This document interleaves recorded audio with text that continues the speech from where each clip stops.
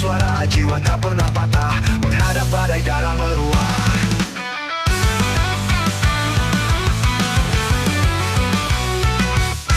Di tengah bayang hegemoni menjerat, cahaya pudar. Buat sekarang ini, semua paham kalau problem utama timnas Indonesia adalah soal penyerangan. Laga melawan Lebanon kemarin benar-benar bikin fans timnas sebagian besar ketar-ketir. Karena meskipun kita menguasai jalannya pertandingan, tapi nggak ada satupun peluang yang tepat sasaran. Ya sebenarnya hal itu juga tidak terlepas dari permainan parkir tank Lebanon yang bikin pemain kita sulit, meskipun di satu sisi itu juga nggak bisa dijadikan alasan. Nah di luar itu jangan lupa kalau masalah klasik di timnas dari zaman bahela terletak di sektor belakang. Sebab kemungkinan besar melawan Arab serta Irak, kita juga akan menghadapi gempuran dari mereka, yang biar gimana pun punya gaya main yang sangat fisikal. Jelas dalam laga sepenting itu, pasti semua tim ingin meraih 3 poin.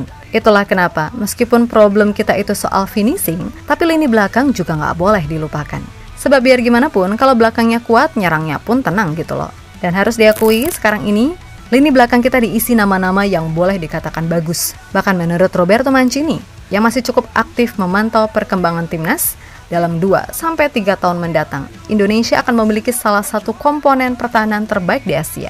Gak cuma itu, Park Ji-sung, legenda Manchester United juga sedikit menjabarkan, jika pemain-pemain Indonesia yang bermain di luar negeri merupakan sebuah nilai tambah. Yap, untuk saat ini, jika semua pemain tersedia diiringi dengan sistem yang tepat, akan menjadi tugas yang berat bagi Arab dan juga Irak untuk membongkar barikade tembok kokoh milik Garuda yang kebetulan satu persatu pemainnya mulai pada improve menuju level yang lebih tinggi. Aku bungkam di balik duka, membawa harapan yang mereka kira cuma asal. Namun di bawah topeng ini ada nyala, siap menusuk malah. Aku bungkam di balik duka, membawa harapan yang mereka kira cuma asal. Namun di bawah topeng ini ada nyala, siap menusuk malam tanpa menyerah. Entah kapan tajam menantang dunia, deru napas jadi irama bara. Di balik diam ada ribuan doa, berteriak untuk harapan sang Garuda. Belakangan ini publik tanah air terlalu sibuk ngomongin soal lini serang Indonesia. Ya emang sih, masih banyak banget PR yang harus dicari solusinya oleh Kluivert dan tim pelatih lainnya. Akan tetapi kadang orang lupa, sepak bola nggak melulu soal menyerang. Tapi ada juga yang namanya pertahanan. Dan kalau kita berbicara soal seni bertahan dalam sepak bola, mungkin sejenak kita akan langsung teringat pada Italia yang terkenal akan sistem catenaccio di era lawas. Nah, di Asia sendiri, kita boleh menyebut kalau Jepang, Korea Selatan, Australia, Iran, dan mungkin Arab Saudi yang punya reputasi mentereng karena sering jadi langganan Piala Dunia. Akan tetapi, kita juga nggak bisa menafik fakta. Kalau di level dunia, tim-tim Asia selalu lemah dan mudah banget kebobolan ketika melawan tim yang secara level di atas mereka. Tapi seiring berjalannya waktu, tim-tim tadi nyatanya bisa memperbaiki itu semua dengan menciptakan sistem yang menitik beratkan pada pertahanan, yang diikuti kualitas pemain yang dimiliki. Dan jelas dari semua itu, kita boleh menyebut kalau Jepang adalah tim paling komplit di Asia saat ini. Sebab mulai dari belakang, tengah, sampai depan, isinya adalah pemain-pemain yang bermain di liga-liga ternama Eropa. Nah, Jepang sendiri kini di bawah Hajime Moriyasu. Benar-benar bermain sebagai unit yang mana mereka selalu menitik beratkan semuanya kepada sistem. Sebab sebelum ini Jepang memang dikenal selalu bermain terbuka melawan siapapun. Namun dari sisi bertahan mereka lemah. Contoh nyata ya di Piala Dunia 2018.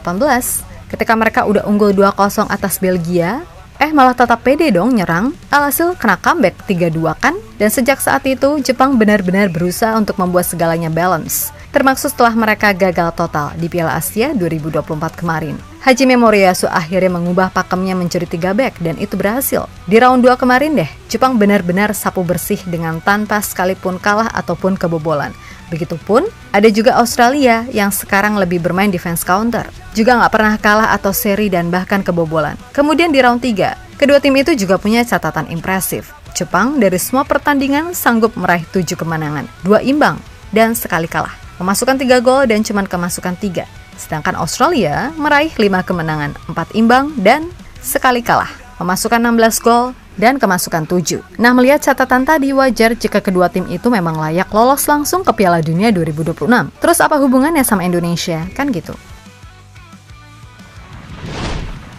Nah, timnas Indonesia sendiri memang harus diakui kalau secara progres, tim Garuda memang naik. Diawali dengan kebijakan potong generasi yang dilakukan oleh Shin Tae-yong, sampai kebijakan program naturalisasi pada akhirnya memang membawa dampak yang signifikan untuk performa tim Garuda. Dan faktanya memang nggak bisa kita bantah. kalau kita bisa melaju sampai sejauh ini di kualifikasi Piala Dunia. Ya 80-90% berkat adanya tambahan kekuatan dari para pemain diaspora, termasuk keberhasilan mengunci satu tempat lolos ke round 4 dan akan menjalani laga penentuan melawan Arab Saudi serta Irak. Memang secara umum timnas Indonesia harus diakui belum 100% benar-benar tune in sebagai sebuah tim. Akan tetapi, melihat perkembangan yang ada, Roberto Mancini meyakini kalau Indonesia dalam 2-3 tahun ke depan sangat bisa bertarung seimbang melawan dominasi tim-tim kuat di Asia. Selain itu, Mancini pada akhirnya benar-benar mengakui kalau progres timnas Indonesia sangatlah pesat, terutama dengan komposisi pemain muda yang ada, plus dukungan dari federasi serta pemerintah membuat tim Garuda dianggapnya punya prospek yang cerah. Saya mengenal baik timnas Indonesia. Mereka sudah berkembang secara signifikan dalam 10 tahun terakhir. Indonesia merupakan salah satu tim yang berkembang dan kita sudah melihat perkembangan tim muda mereka yang akan menjadi bagian dari tim utama mereka. Sehingga siapapun kini harus menghormati mereka dan bersikap baik. Tegas mantan pelatih timnas Italia tersebut. Selain itu, ada legenda MU, Park Ji-sung, yang sedikit menjabarkan, jika pemain-pemain Indonesia yang bermain di luar negeri merupakan sebuah nilai tambah. Saya melihat ada perkembangan yang pesat di Indonesia, terutama dengan pemain-pemain baru dan banyak tersebar di Eropa. Indonesia perlu menyiapkan kualitas pemain, khususnya pemain muda, di berbagai aspek dan itu sudah dilakukan dengan baik saat ini. Ucap Park Ji-sung dikutip dari KBS News.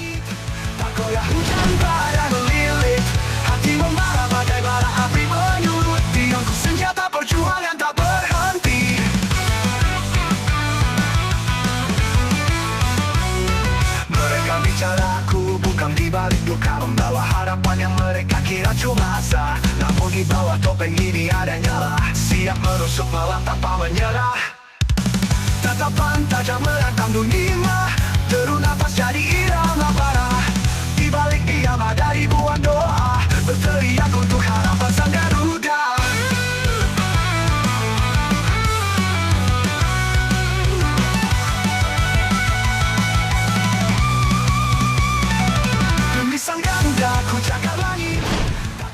Lebih lanjut, untuk Mancini sendiri diketahui, ia seperti memberikan peringatan tersirat, khususnya kepada Arab dan Irak yang akan melawan Indonesia di round 4, termasuk soal kesulitan mereka menembus lini belakang Garuda. Sebab pelan tapi pasti, satu persatu, para pemain Indonesia khususnya para defender terus mengupgrade diri untuk naik ke level yang lebih tinggi. Sebutlah Jesus, Emil Audero, Kevin Dix, dan Kelvin Verdong. Mereka semua kini terdaftar sebagai pemain yang main di 5 liga top Eropa. Selain itu, sisanya meskipun bukan dari 5 liga top Eropa juga memberikan penampilan yang gak kalah bagus.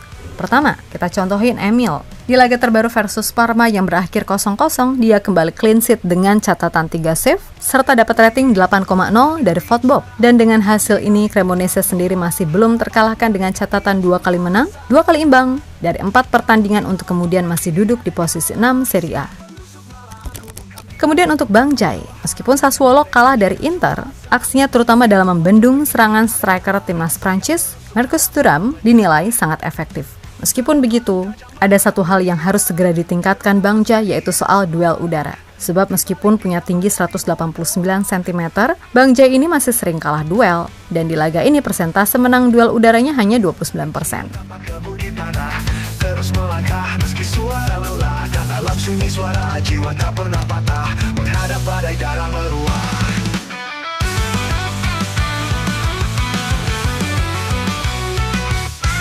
Di tengah bayang hegemoni menjerat, cahaya pudar hilang arah melesat. Tak ada kata tunduk, tak ada kata lewat, hanya tekad mengulung langit penat.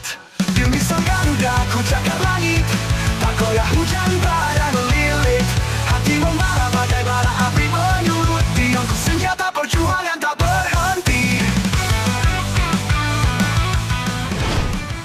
Berikutnya ada Kevin Dix. Akhirnya, timnya berhasil meraih poin perdana saat imbang 1-1 melawan Leverkusen. Dan di laga tersebut, Kevin walaupun kena kartu kuning, mainnya cukup oke, terutama dari sisi offense. Jelas dari sisi mentality, Kevin bagaimanapun telah dianggap serta ditunjuk sebagai salah satu wakil kapten di Gladbach. Sehingga kelihatan banget passion serta leadership-nya untuk terus menyemangati rekan-rekannya di saat situasi sulit sekalipun. Terus ada Verdong nih yang sayang banget, debutnya dihajar Lens. 3-0 di laga derby, yang mana Verdong benar-benar dikambing hitamkan sama fans Lille, walaupun secara rating dia terbilang sangat baik sebagai debutan, yakni 7,2. Tentu bagi Verdong ini adalah tantangan baru, dan kritik semacam itu baginya adalah hal yang biasa. Terlebih Verdong ini kan orangnya lebih banyak beraksi, ketimbang banyak klarifikasi. Sehingga Mimin pribadi percaya ke depannya dia akan segera dicintai oleh publik Lille, seperti kita yang sekarang bangga padanya karena permainannya yang konsisten.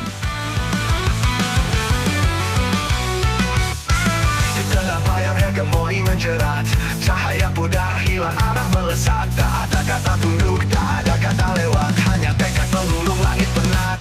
Demi sang Garuda ku cakar langit, tak goyah hujan badai melilit. Hati membara bagai bara api menyulut, tiangku senjata perjuangan tak berhenti.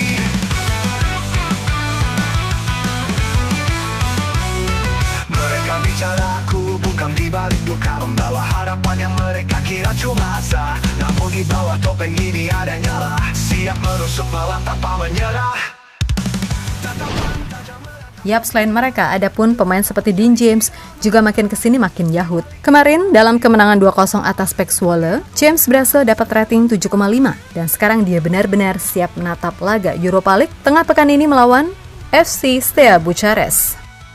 Nah, di Asia Tenggara sendiri, kita juga melihat gimana Shane Patinama dan Sandy Walsh yang juga telah kembali menemukan form terbaiknya bersama Buriram gara-gara sering dikasih menit main. Khusus Shane, di laga terbaru versus Bangkok United, ia turut andil dalam kemenangan 2-1 timnya lewat 1 assist.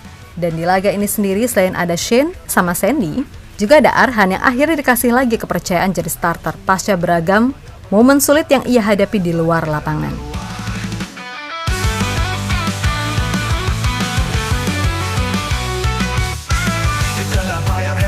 Menjerat, cahaya pudar hilang arah melesat. Tak ada kata tunduk, tak ada kata lewat, hanya tekad melulung langit penat.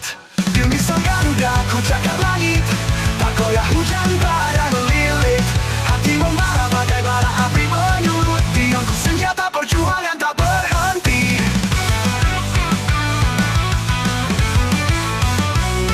Mereka bicara, ku bungkam di balik duka, membawa harapan yang mereka kira cuma asa. Namun di bawah topeng ini ada nyala, siap merusuk malam tanpa menyerah.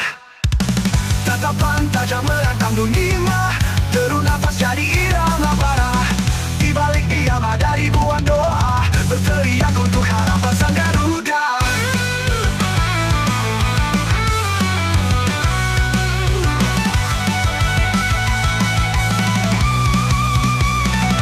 Demi sang Garuda ku cakar langit, tak goyah hujan badai melilit.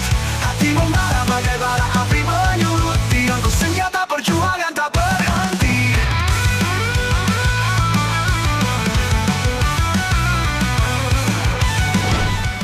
Yap, terlepas dari apapun di luar nama-nama tadi, harapannya tentu semua pemain bisa perform di klubnya masing-masing. Dan udah, pokoknya nikmatin aja segala proses yang ada sekarang. Gak usah berangan-angan terlalu jauh dulu, karena sejatinya apa yang ada sekarang, ya itulah yang harus dihadapi.